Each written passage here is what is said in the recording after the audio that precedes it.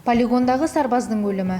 Жақындары жауаптыларды жазаға тартуды талап етті. Әскерге көктемде ғана кеткен Алмас Шахимовты 11 тамызда жақындары жер қойнына тапсырды. Туыстарының айтуынша 19 жастағы жігіт отан алдындағы борышын өтеуге өзі сұранып кеткен, деп хабарлайды Стан.кз ақпарат агенттігі. Алмас үйінің жалғыз ұлы болған. Отан алдындағы борышын өтегенге дейін құтқарушы мамандығын бітірген. Марқұмды соңғы сапарға шығарып салуға келген қаруластары мен әскери бөлім командирі Алмастың көзсіз ерлігі жайлы баяндап берді. Қаруластарын құтқарамын деп жүргенде жас жігіттің басына темір құрастырмақ құлап, ауруханада қайтыс болды. Алмас Шахимов мемлекеттік наградаға ұсынылған. Әйтсе де сарбаздың ажалына жауаптылар болуға тиіс деп санайды жақындары.